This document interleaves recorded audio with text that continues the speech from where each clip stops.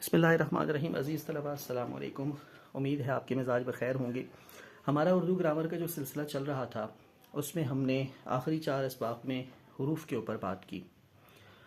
آج ہم ایک نیا سلسلہ اس میں شروع کر رہے ہیں جس کے اندر ہم مرکبات کی بحث لے کے آئیں گے۔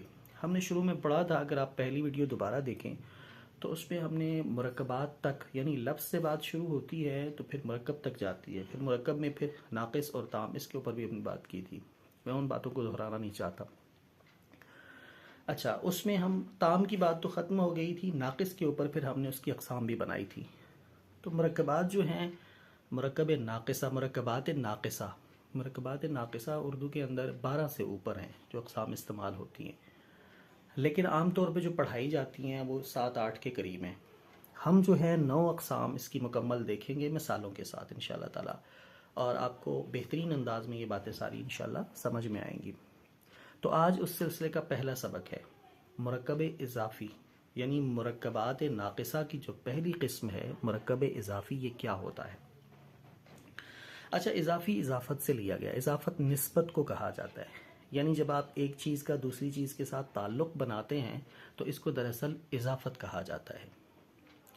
تو تعریف ہم دیکھتے ہیں۔ مرکب اضافی ایسا مرکب جو مضاف، مضاف الیہ اور حرف اضافت سے مل کر بنے، یعنی 3 اصطلاحات اس میں آئی ہیں، مضاف بھی ہو، مضاف الیہ بھی ہو اور حرف اضافت ہو۔ اب وہ 3 اصطلاحات کیا ہیں؟ مضاف کی تعریف دیکھ لیں، وہ اسم جس کی نسبت کی جائے، یعنی جس اسم کا تعلق آپ دوسرے اسم کے ساتھ بنا رہے ہیں اس کو ہم کہیں گے مضاف۔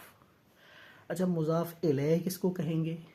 مضاف الیہ وہ اسم جس کے ساتھ آپ نے تعلق قائم کیا ہے، یعنی ایک کی نسبت آپ کر رہے ہیں اس کو کہیں گے مضاف، اور جس کی طرف کر رہے ہیں اس کو کہیں گے مضاف الیہ۔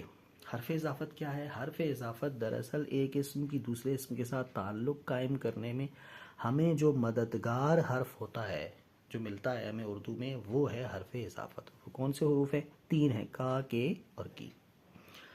یہ اردو حرف اضافت ہوتے ہیں۔ اچھا، اب ہم مثالوں سے ان کو دیکھتے ہیں۔ مثالیں دیکھیں جی۔ اکرم کا قلم۔ اب یہاں قلم ایک چیز ہے جس کا ہم نے تعلق اکرم کے ساتھ قائم کیا ہے کہ یہ قلم اکرم کا ہے۔ تو اب اکرم کیا ہو گیا جی؟ اس کے ساتھ تعلق قائم ہو رہا ہے تو یہ بنے گا مضاف الیہ۔ کا حرف اضافت ہے اور قلم مضاف ہوگا، تو یہ ہے مرکب اضافی۔ تو تینوں چیزیں یہاں پہ موجود ہیں، مضاف الیہ بھی موجود ہے اور حرف اضافت بھی ہے اور مضاف بھی ہے۔ اچھا، اس کے بعد آگے چلیں۔ طالب علم، طالب علم، تو طالب جو ہے بنیادی طور پہ علم کا طالب، تو طالب کا ہم نے تعلق قائم کیا علم کے ساتھ، تو علم بنا مضاف الیہ اور طالب بنا مضاف۔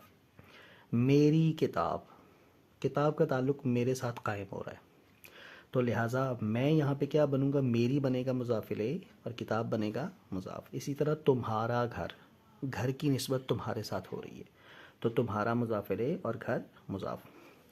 اچھا، یہاں پہ میں نے مختلف صورتیں ذکر کی ہیں، ان میں کہیں پہ مضاف الیہ پہلے آ رہا ہے جیسے اس میں پہلے آ رہا ہے، اور کہیں پہ مضاف پہلے آ رہا ہے۔